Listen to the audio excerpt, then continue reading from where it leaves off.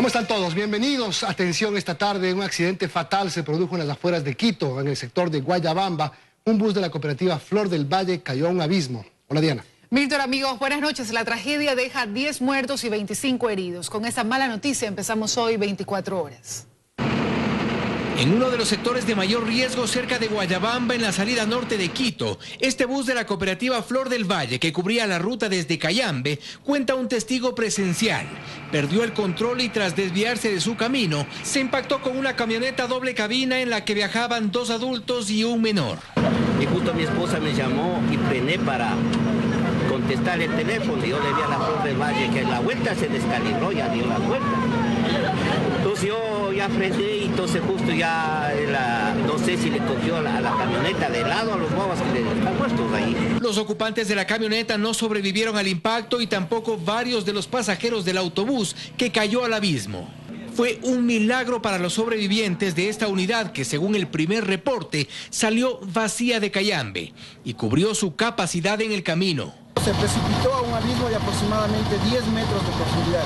Más de 20 heridos y también se lamenta el fallecimiento de 10 personas. Los rescatistas del 911, la Cruz Roja y bomberos de Quito movilizaron hasta el helicóptero para solventar la emergencia. Se recuperó los cuerpos del vehículo pequeño accidentado, 2 personas adultas y un infante. Las labores de rescate continuaron hasta la noche de este martes, mientras la policía investiga las causas del accidente. En Quito, Fausto Yepes, 24 horas. Guillermo Lasso llama a una vigilia permanente a los ecuatorianos y a los soldados de las Fuerzas Armadas para evitar un fraude electoral. Además, calificó de graves las declaraciones del excomandante del Ejército. El candidato de oposición reaccionó de inmediato a la denuncia del excomandante general del Ejército, Luis Castro, quien reveló que en algún momento del proceso electoral se rompió la cadena de custodia por parte de Fuerzas Armadas. Las declaraciones del general Castro nos deben de convocar a una vigilia permanente que debe de llevarnos a las 5 de la tarde del 2 de abril a rodear todas las oficinas del Consejo Nacional Electoral en todo el Ecuador para evitar el fraude. Calificó de grave la denuncia del general, advirtió que hará una denuncia internacional sobre el tema y comprometió a los soldados de Fuerzas Armadas a trabajar por la democracia y la voluntad popular. Que ustedes, como oficiales de honor, se deben al pueblo ecuatoriano y no a un partido político en el Ecuador, como se pretende hacerlo para llevarnos al modelo de Venezuela.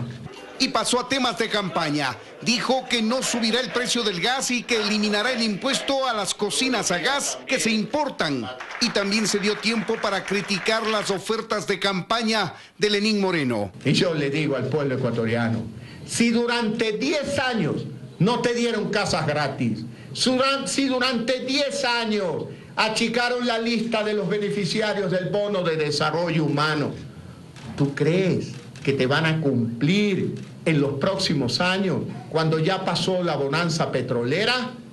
Lo que pretenden es engañarte. Y en horas de la tarde de este martes hizo público el apoyo que recibe de Doris Quirós, la compañera de fórmula de su contendor Iván Espinel, que se quedó en la primera vuelta electoral. Yo me debo también a las bases porque formo parte de la Congregación de Organizaciones Sociales y Gremiales del país y soy su presidente. Ellos me han pedido que presentemos el respaldo al binomio Lasso Páez. En Quito, Freddy Paredes, 24 horas. En un conversatorio con periodistas en Guayaquil, el presidente Correa se refirió a la destitución del general Castro y a la supuesta ruptura en la cadena de custodia suscitada en las elecciones en primera vuelta.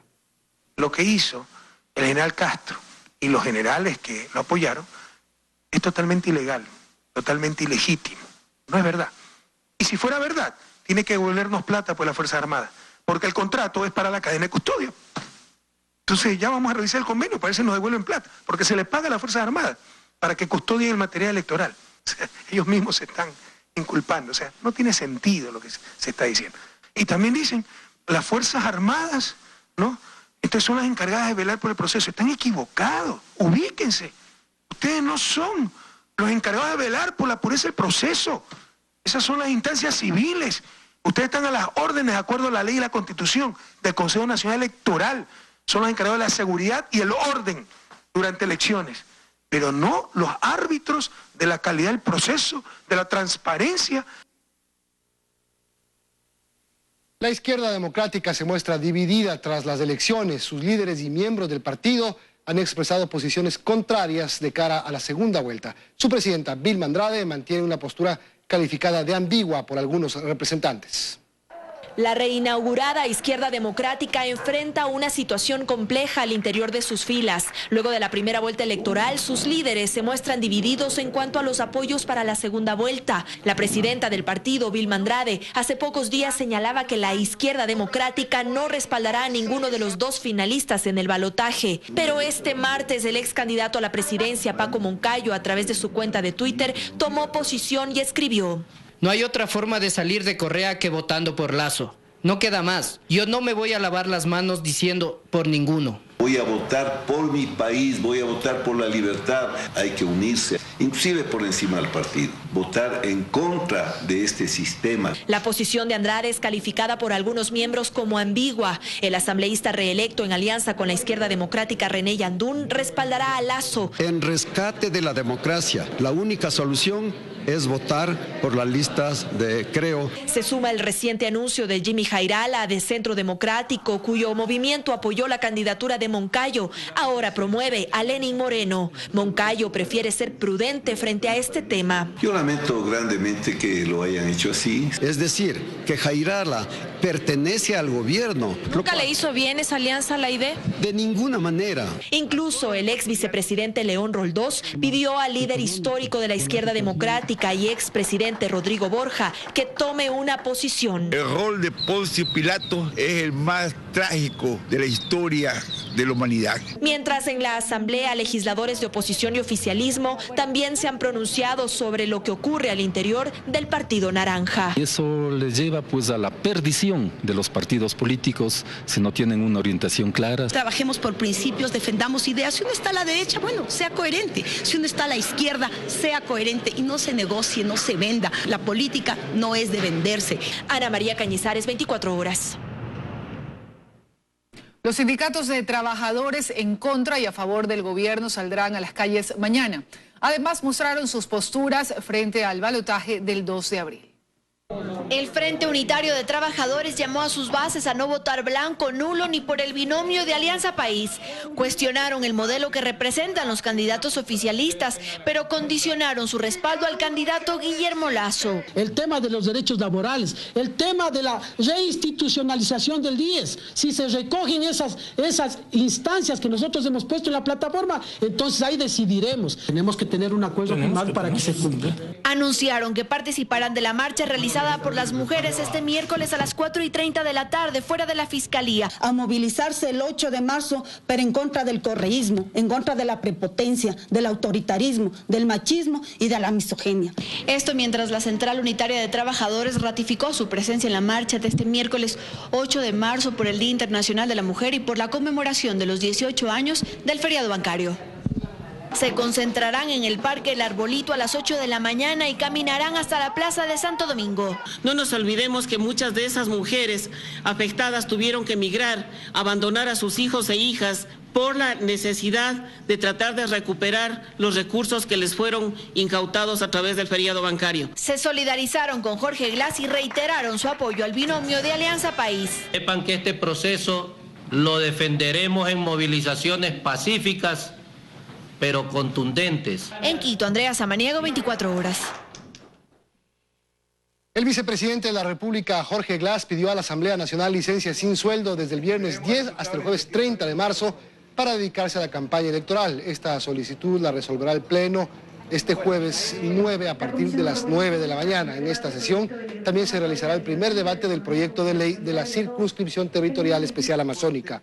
La licencia de Glass se ampara en la Ley Orgánica Electoral y en el Código de la Democracia. Cerca de 500 000 de ecuatorianos buscan empleo y mayor es el número de ciudadanos con trabajo no remunerado. Las alarmantes cifras son ahora el blanco de las propuestas de campaña de los candidatos presidenciables. Para que haya más empleo, el futuro de nuestros hijos. Si el propósito es dar trabajo a los desempleados en el Ecuador, es fácil concluir que, según las estadísticas oficiales, la propuesta de los dos candidatos a la presidencia de la República supera incluso las necesidades. Guillermo Lazo y Lenín Moreno hablan de un promedio de 250,000 nuevos empleos por año, pero ¿para qué crear 1 millón de empleos si solo hay 420,000 desempleados? Según el Instituto de Estadística y Censos, a diciembre del 2016, de 7.9 millones de ecuatorianos que forman parte de la población económicamente activa, menos de la mitad tienen un empleo adecuado. Es decir, 3.2 millones de ecuatorianos. En el desempleo están más de 410,000, una cifra que crece. En 2 años vamos a crear cerca de 500,000 empleos. Y recién se preocupa por el problema más grave de la sociedad ecuatoriana, la falta de empleo. La falta de empleo seguro. Aún así, la propuesta de crear cientos de miles de plazas de empleo en un periodo presidencial de 4 años, si bien sería deseable, resulta audaz. Si una economía no crece, no se van a generar más fuentes de empleo. Implicaría que la economía crezca más o menos entre el 6 y el 8% anual. Pues seguramente va a tener que invertir en áreas que son, sin duda alguna, intensivas en mano de obra. Un crecimiento que Ecuador solo ha registrado en 2 momentos de la historia reciente. En 2004 creció el 8.8% tras el funcionamiento del OCP. En 2011 al 7.9% gracias a los precios del petróleo. Por fuera de la generación de riqueza está también la receta infaltable del populismo en época electoral. El incremento de bonos o la creación de nuevas formas de auxilio económico son parte de la escena política en estos días. El presidenciable de Alianza País ha ofrecido triplicar el bono de desarrollo humano de alrededor de 444,000 beneficiarios y una inversión actual que supera los $22 millones. Esta oferta de incremento significaría 3 veces más egreso. Pero en un país que tiene saldo rojo en sus cuentas cada año, ¿esto es posible?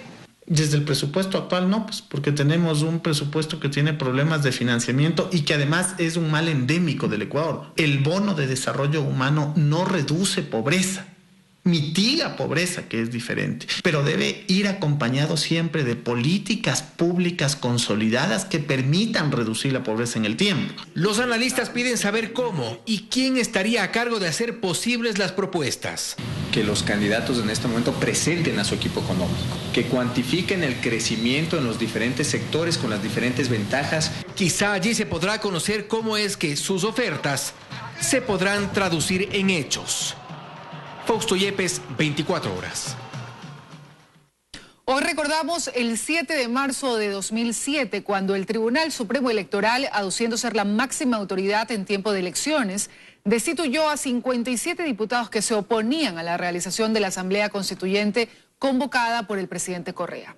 Un grupo de diputados alternos afines al gobierno se reunió secretamente en las afueras de Quito para planificar su posesión y su línea política. Nosotros los descubrimos y desde ahí se los calificó como los diputados manteles. Este es el reportaje que salió justamente un día como hoy, hace 10 años. Salieron corriendo como si se atrasaran a su posesión en el Congreso.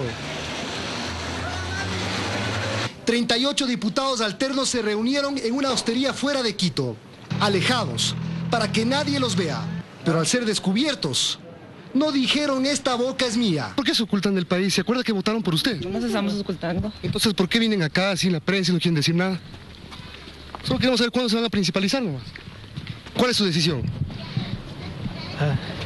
¿Nos puede contar por qué tanto secreto? ¿Se están escondiendo acaso? Y apresurados a desaparecer, hasta con violencia. Perdón. No sea abusivo. Perdón. Pero no puede contestar. Tranquilo. Era un misterio. El misterio de los diputados. El mismo misterio de por qué había seguridad policial. Luego la respuesta. En la reunión estaba el secretario particular del ministro de Gobierno. Él es el señor Galo Oliva, que luego salió en un vehículo particular para no dejar huella. Los policías también disimularon y también quisieron despistar. Se fueron en una camioneta, todos. Y los últimos diputados en salir del sitio de la reunión secreta se fueron literalmente disfrazados de mantel. Y como el resto, también a la carrera.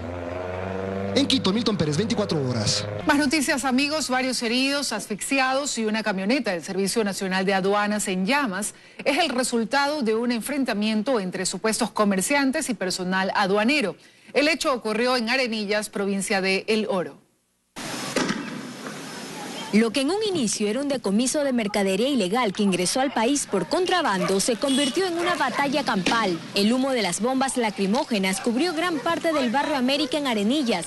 Mujeres, niños y ancianos tuvieron que salir de sus hogares y buscar refugio. Sí, yo estaba en mi casa y yo no iba a salir, tuve que salir corriendo. Está bien que se lleven ese camión, se lleven las cosas, pero no tirar gas. Pero si por un lado había bombas y gas, por el otro, una camioneta del Servicio Nacional de Aduanas fue prendida en llamas.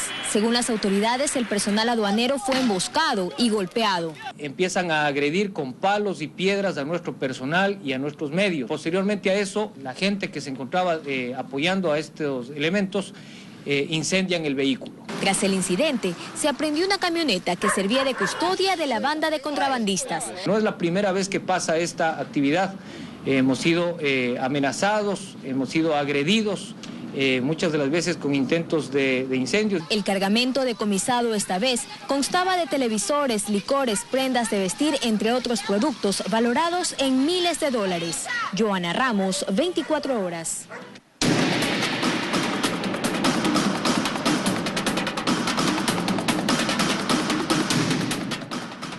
Según información de la Agencia de Regulación y Control Minero, en el subsuelo de Zaruma hay al menos 15 kilómetros de trabajos mineros. Algunos ya han penetrado la llamada zona de exclusión, lo que sería una de las causas del gran socavón. Como ven, Carlos Acoto vuelve a estar con nosotros para seguir contándonos lo que pasa ahí. Hola, Carlos. Buenas noches, Milton. Sí, efectivamente, las miradas de las autoridades apuntan al suelo de Zaruma. La ARCOM, la Secretaría de Riesgos y el municipio coinciden en que la falla producida en el centro de Zaruma tiene su origen en trabajos que han depredado parte de los cimientos de esta ciudad. Al momento levantan información para determinar quiénes son los responsables y dar posibles soluciones. Aquí la segunda entrega de Zaruma, Patrimonio en Riesgo. El socavón de Zaruma ha marcado un antes y un después en la vida de sus habitantes. A partir de entonces, el municipio de la localidad conformó una comisión especial para analizar las causas del incidente. Con David Zúñiga, miembro de esta comisión, ingresamos por esta bocamina para conocer qué pasa en las entrañas de Zaruma. Nos dice que el problema está identificado. El problema principal es los trabajos, en este caso clandestinos, y los trabajos que no se hicieron técnicamente, ¿no?